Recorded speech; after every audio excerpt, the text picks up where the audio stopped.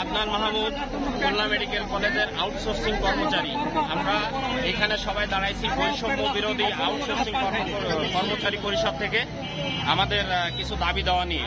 আমি সেই দাবি দেওয়াগুলো আপনাদের সামনে উপস্থাপন করতেছি।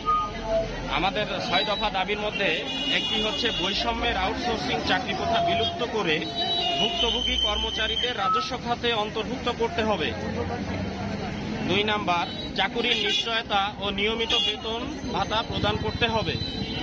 3 নাম্বার, সরকারি চাকরির বিধি মোতাবেক সুযোগ সুবিধা প্রদান করতে হবে। 4 নাম্বার, কর্মচারীদের ন্যায্য বকেয়া বেতন পাওনা শ্রমের মজুরি পরিশোধের প্রয়োজনীয় ব্যবস্থা গ্রহণ করতে হবে। প্রয়োজন বোধে ঠিকাদারের জামানত বাজেয়াপ্ত করে অভিযোগকারী সকলের বকেয়া পরিশোধ করতে হবে। ভুক্তভোগী কোনো কর্মচারীকে চাকরি থেকে বাদ দেওয়া যাবে না। মাছরাঙা সিকিউরিটি সার্ভিসেস এবং কন্ট্রাক্ট ক্লিনিং সার্ভিসেসের ব্যবস্থাপনা পরিচালক হেমায়েত হোসেন ফারুক ও তার এজেন্টের কুমেক হাসপাতাল কর্তৃপক্ষ কর্তৃক অবাঞ্ছিত ঘোষণা করতে হবে। আমার মা মারা গেছে, বেতন করার দিনই আমাকে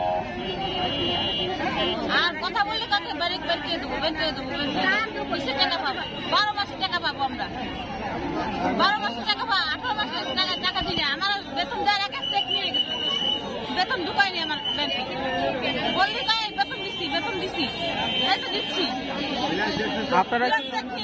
আপনারা কি ঊর্ধ্বতম কোন কর্মকর্তাকে জানিয়েছেন? কাকে জানাইছেন? তারপরে অফিসে জানাইছি, কোনো প্রতিবাদ করে না। আমার চাকরিটা ইসলামের বড় দিয়ে দিচ্ছে, ইসলাম খাইছে। কন্ট্রাক্টরের কিছু দালালরা আছে, তারা চেক ছাড়া বেতন দিবে না, ব্ল্যাঙ্ক চেক ছাড়া কোনো মানে টাকা দিবে না আমাদের। আগে চেক জমা নেয়, পরে হচ্ছে গিয়ে টাকা দেয়। দালাল কারা নাম? দালাল হচ্ছে ভিতরে ইসলাম আছে, তুহিন আছে, আর আছে ইসলামের বউ আছে, এরা সবাই মিলে আসলে এই কাজটা করে। থেকে টাকা কে নিছে? কন্ট্রাক্টরের নাম কি? আমি যখন ফোন দিচ্ছি, সে আমাকে বলে যে মানহানির মামলা দেবে। কেন? তাদের ফ্যামিলি আমাদের হেমায়েত হোসেন ফারুক কোম্পানি, ওই যে সিকিউরিটি সার্ভিসের যে কন্ট্রাক্টর হেমায়েত হোসেন ফারুক, সে আমাদের কাছ থেকে টাকা নিচ্ছে। আপনার নাম কি? আমি লিজা আক্তার। আমাদের বাড়ি দেবে, আবার বিভিন্ন আমলাতন্ত্র আমাদেরকে বাড়ি দেবে। তাহলে এই যে এতগুলো লোকের কর্মসংস্থানের জায়গা, যে যখন ক্ষমতা আসবে সে তখন সে ক্ষমতার জায়গা থেকে বসে পড়ে তখন শাসন করবে। হয় সে আর্থিকভাবে দুর্নীতি করুক বা অন্যভাবে মানুষকে হয়রানি করুক, মানে অটোমেটিক করতেই আছে এদের উপরে। আমাদের যেমন কোভিডের সময়টা কথা ছিল যে আমাদের 15 টাকাটা দেবে, কোভিডের একটানা 8 মাস 9 মাস ডিউটি করে, মানে 15 টাকা দূরে থাকলো, আমার বেতনের টাকা পর্যন্ত তারা দেয়নি আমাদের টাকা। এইগুলো কোথায় যায়? এগুলো সরকারি খাত থেকে অবশ্যই বরাদ্দ আসে, এই বরাদ্দগুলো কোথায় যায়? এই বরাদ্দগুলো কারা পায়, কারা নেয়? তো দাবি তো এগুলো তো আমাদের, এগুলো হক। আমরা আমাদের জোর দাবি থাকবে যে এগুলো আমাদের জন্য প্রতিহত করে। এবং বর্তমান যে গভর্নমেন্ট আছে বর্তমান আমাদের, আমি গভর্নমেন্টের উপরে আমি দৃষ্টি আকর্ষণ বারবার কথা বলতে চাই যে এদের জন্য প্রতিহত হয় যেন এই বিষয়গুলো, এবং এদের জন্য একটা রাজস্ব খাতে একটা ব্যবস্থা যেন হয়ে যায়। এরা যে 3 বছর 4 বছর 5 বছর 6 বছর পর্যন্ত এরা হসপিটালে বারান্ডা পড়ে আছে, এরা একটা বিনা বেতন, এরা 18 মাসে মানে প্রতিনিয়ত বেতন সবার।